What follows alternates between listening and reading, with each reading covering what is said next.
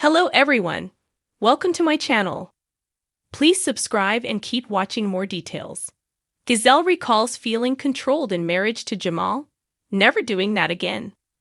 On Bravo's Love Hotel, Gizelle's date Phil admitted he had previous issues with communication and control. The housewives staying at Bravo's Love Hotel know what they want from their men, and they're not afraid to let them know. In the debut season's episode 6, Love concierge Joel Kim Booster invited those closest to the women to join them at the hotel and meet the host of single men. The featured guests then chose one man for a group date. And in the case of the Real Housewives of Potomac's Gizelle Bryant, her friend and hairstylist, Cal, selected the fashionable and smooth, lay-based Phil for a romantic outing. However, while on a culinary date to make tres leches cake, Gizelle wanted to ensure Phil wasn't too controlling, something Gizelle had experienced with her former husband, Jamal Bryant. Gizelle's face said it all when Phil confessed that, in the past, he encountered communication problems and issues with me being more controlling. In response, Gizelle referred to the Phil movie and admitted that she very much lived Jamal's life instead of her own. Once divorced, Gizelle knew. "Well, I'm never doing that again," she told her date. "I am not here to be controlled," Gizelle said in her confessional. "Now, can you change? Can you let that go? Can you grow from that? Can you not be that anymore? I actually don't know." Cal wondered how the pair could bring this together, since both were putting their vulnerability and transparency on the table. Phil and Gizelle agreed on what they both needed. "I'm only going to open this up to someone that I feel I can trust, and the only way you build trust is through communication, spending time together, being open and honest with you," Phil told the housewife, with each other. Earlier that day, Cal picked Phil after meeting both him and the mild-mannered oral surgeon, Theo, stating, "Phil is the one," although it was clear they both wanted something more. "Phil is a catch. Phil is a great guy," Gizelle emphatically said. "But Cal is extremely protective of me. He wants to be sure that anyone I'm with is extremely transparent because there might be some things that this person is not saying that will come out later that can be completely detrimental to the relationship." It was through Gizelle's ex-husband that the longtime friends originally met, and Gizelle took his words to heart. Following the three-person date, Cal admitted things seemed a little rocky between Gizelle and Phil. "Now I'm looking at Phil with a different lens, like, okay, you've been playing it safe. You're trying to edit yourself so that I don't send you home," Gizelle told Cal. "And I don't want that." It left the potential relationship in the air, though love is still in the air for some. In Season 1, Episode 6, the Real Housewives of New York City's Luann de Lesseps was surprised to see the Real Housewives of Atlanta's Cynthia Bailey show up to pick Mark for her date. The daughters of the Real Housewives of Orange County's Shannon Storms, Peter selected Earl the Pearl for their mom, and Ashley Darby's friend, Brant, chose Ralph for the Potomac housewife. It was a surefire way to shake things up at Bravo's Love Hotel for the women with high standards.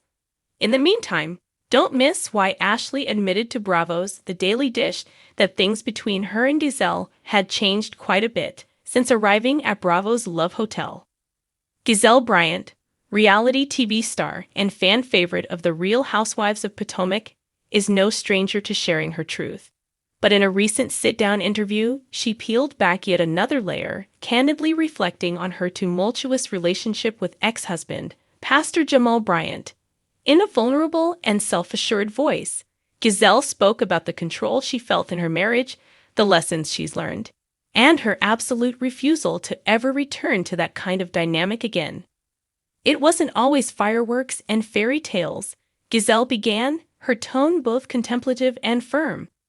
"From the outside, it looked like this picture-perfect union. A powerful couple, faith-driven, well-dressed, smiling on Sundays. But what people didn't see was how small I felt in that marriage. How much I had to shrink to keep peace." Gizelle and Jamal's marriage has been a talking point for years, both during their initial union, their 2009 divorce, and their brief rekindling in 2019. While the couple had appeared to reconcile at one point, things didn't last. Now, with space and healing behind her, Gizelle is ready to speak freely about what really went on behind closed doors. There's a particular weight in the way Gizelle speaks about her past marriage to Jamal. It's not just the words themselves, controlled, trapped, lost, but the way she carries them, like echoes of a story that still lingers in the corners of her heart. Sitting across from me in a softly lit cafe, her eyes reflect a complex blend of regret, resilience, and newfound clarity. "I'm never doing that again," she says firmly, voice steady yet underscored with emotion. "I felt like I was living someone else's life, not my own." For Gizelle, the marriage to Jamal began with all the promise one might hope for: a spark of passion, shared dreams, the intoxicating rush of new love. At first, it was perfect, she recalls with a wistful smile. "We were a team. I thought we were building something real." But as time passed, that perfect picture began to crack, revealing the unseen forces that would ultimately suffocate her spirit. The word controlled surfaces repeatedly in her narrative. "It's subtle at first," she explains. "Little things. Where I went, who I talked to, how I spent my time." What felt like caring concern slowly morphed into an invisible cage. "He'd tell me I was overreacting, that I was being too sensitive when I pushed back. But inside, I was shrinking, losing myself piece by piece." Gizelle's story is a stark reminder of how control in a relationship rarely arrives as an obvious demand or loud confrontation. Instead, it often creeps in with quiet commands and emotional manipulation, restrictions disguised as protection, choices framed as compromises. "It was like walking on a tightrope," she says, trying not to upset him, trying to keep the peace, while all the while, my own voice was fading. Looking back, Gizelle recognizes the warning signs she ignored or rationalized. "I told myself it was love. That love means sacrifice." But sacrifice, she now knows, is a two-way street, not a one-sided surrender. "When I finally saw how much I was giving up, how much of my freedom was being taken away, I knew I had to change." Her decision to leave Jamal was not easy. "It felt like jumping off a cliff," she confesses. "Scary, uncertain, but necessary." The aftermath was a storm of emotions: grief, relief, confusion, and a deep, aching loneliness. Yet, within that chaos, Gizelle found the seeds of her rebirth. "I started to reclaim myself," she says, eyes shining with determination. "Rediscovering my passions, my friends, my dreams.